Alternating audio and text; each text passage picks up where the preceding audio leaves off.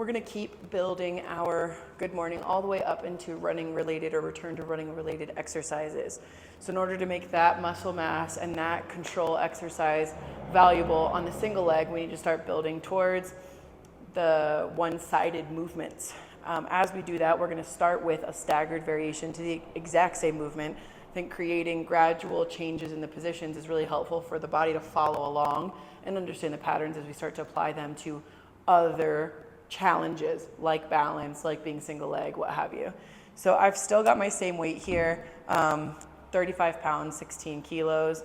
For me, that's an appropriate weight for the single legged movement, and probably on my seated good morning, if I was really loading it up, I would choose to go higher to the 20 plus kilo, 40 plus pound range.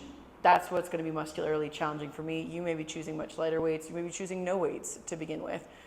None of it really matters. It should be somewhere that we can build and gain control, because we're going to put it into an unstable exercise progression as we keep going forwards. You may, however, spend some time here adding this into your workout plan before going up into the next progressions. I've got my kettlebell hanging, relaxing, no shoulder shrugging, no jaw, no neck, no nothing coming from the upper body. We're gonna create that same good morning hinge coming onto our leg, no momentum, push most of the way up, sit back down to touch or to return to our good morning. Now, the further you put your heel closer to the box, if I really bring that foot back, I'm gonna get more quads because I'm coming into a deeper knee bend at the start of the exercise. This could also happen if we made the seat lower, but if you wanted to do a little less quads, we could try to keep a little bit more of a 90-degree angle. I've got another video on that concept, really breaking it down. So in this variation, I'm gonna get a little bit more quad than maybe glute, but I'm still making sure the glute is transitioning me out of that box by not letting myself rock into the position, just trying to tap, push back up. I'm gonna do 2 more before I switch sides. Try to test yourself on where you feel the workload coming from. If you do 6 or so at 35 pounds, you should feel, wow, my quads, my glutes are sore. If you start feeling that it's coming from your back instead, take a break, review, reset, drop your weight, change something up, and try again. Same thing on this side. This is my tough leg. It takes me a little bit more control. Usually the second rep feels a little bit easier because we already know where the working muscles are and we can control them a little bit better. Huge cues here. It's trying to pretend like your legs are, or your knees maybe better said, are in an elevator shaft. They're going straight vertical, up and down. There's no side to side wiggle. We're not really pushing them out. We're not letting them cave in. They're just staying in their lane. The same is true for your foot. We shouldn't end up on the outside of our foot. Our toes shouldn't end up lifting. Our arch shouldn't end up collapsing or falling in. That's a dysfunction moving through the whole leg.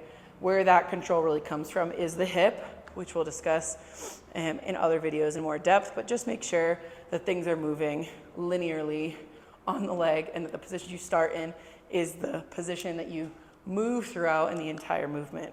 If we want to take that staggered good morning exercise and then bring it up into a lunge so that we can really start to work on our instability challenge and work specifically towards running, we're going to hopefully find the same thing. Just instead of my other foot being a step in front of me, it's going to be a couple big steps behind me. Don't guess on your distance. If you don't know how far apart your legs should be in a lunge, try it on the floor first. See that you've got kind of like a 90-90 spacing and we're not super compressed and congested. That's going to make sure that you have enough range at the bottom of your movement to do what you need to. Once we come up, a couple options that you have. If we're super in line, you're gonna feel like you have a higher balance challenge. If you're nice and wide, you're gonna have less of one. For this return to running progression, we'll probably work towards being more in alignment for this kind of an exercise. But if you're really looking to build strength, hand on top of a box and pick up a weight and really keep yourself nice and stable with a wide stance so you can focus on the muscle. Just like we did on the box, we're gonna find a hinge in our hip. Our sits bones are still rocking backwards as if they were lifting off the box, but now we're in standing, so it looks a little bit different.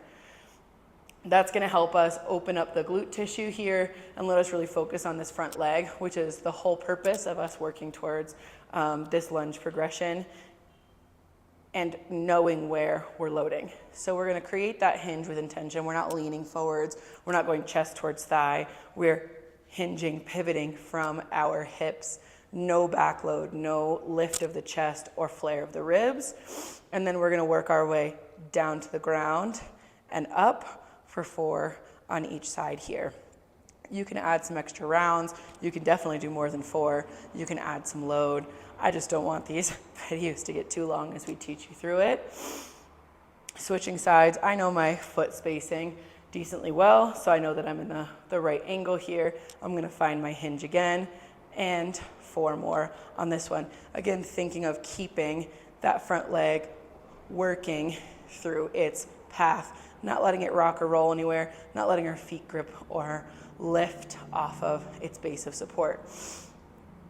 As we then progress ourselves a step further, we could add, again, we said some weight, come more into a narrower position here, or add into the next video, stepping in and out of the lunge position. Try it here. If it feels good, if it feels easy, let's take it up.